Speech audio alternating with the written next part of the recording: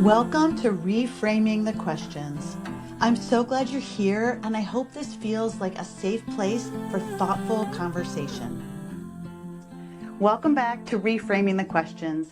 This video is where we look at our fourth and final theological point in our framework series, which is the basis for how we will have new questions and new conversations.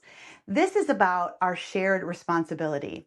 And the first scripture we'll look at is from Luke 11, where Jesus says to the religious leaders, "Woe to you! You load people up with burdens that are too heavy for them to carry, and you yourself are not willing to lift a finger to help them." Okay, this is really strong language, and I should point out right here, and this is what I love about Jesus, he only uses this type of language with people who are abusing power and harming others, just like he says in this scripture what they were doing to other people. Jesus does not speak this way to people who are in need and come to him for help, which is one of the things I love about him and why I want to point to him in these divisive conversations. Now, to look at what he meant, an example of what he meant by this verse, we'll go back to the story in John 8 we already looked at. And we will think about how the Pharisees did this, how they loaded people up with burdens. And the first thing that comes to my mind is the woman. So we talked about how they twisted the law. They were supposed to bring a woman and a man. We also talked about how they probably set it up in order to be able to find someone in the act. And they focused on her. So they did not follow God's way. They actually focused on the woman. They used her adultery. Again, they took it out of the truth, which was there were two people involved in it, but they used it to really justify themselves, to use her as a pawn.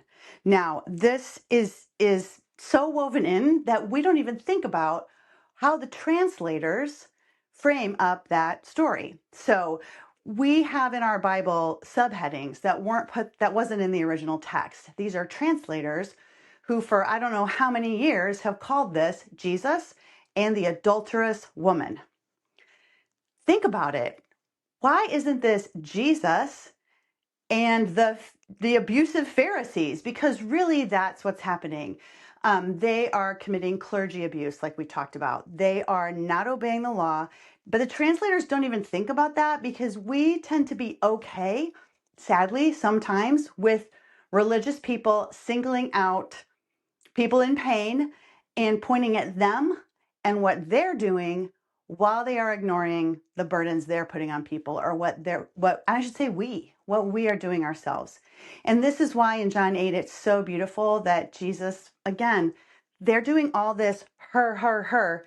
Jesus backs it up and says, us, any of us here who have no sin, go ahead and cast the first stone.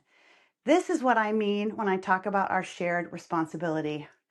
For too long in the abortion conversation, all the questions have been around the person making the decision. And actually, at the point of decision, a lot of discussion is, what can this person do? Usually a woman, but again, there are partners and family members involved in the situation. But what can this person be allowed to do at this point of decision, and how do we view this person making this decision?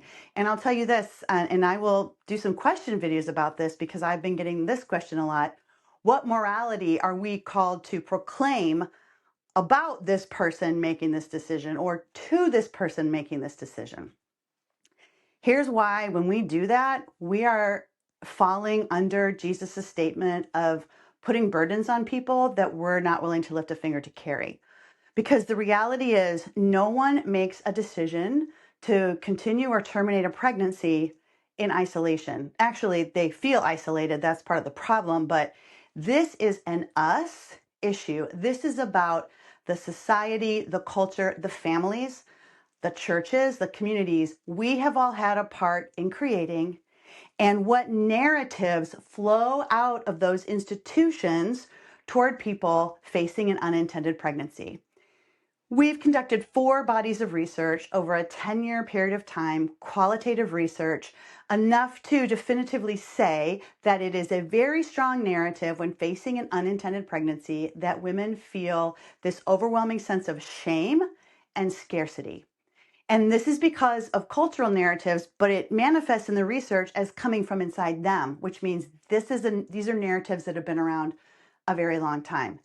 And what I mean by that is a woman feeling like I can't go on with my life, or I've just become this other person because I'm pregnant. There's such a negative narrative on becoming pregnant in certain life situations or lifetimes that women really feel this shame. And that's a narrative we've all helped create. The second piece is this piece of scarcity.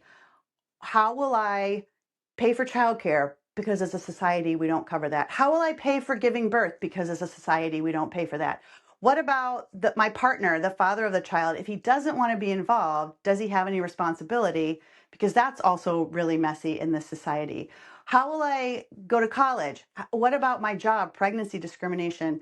What about the fact that single parents pay more for healthcare? Single mothers actually pay more for healthcare than any other population in our country.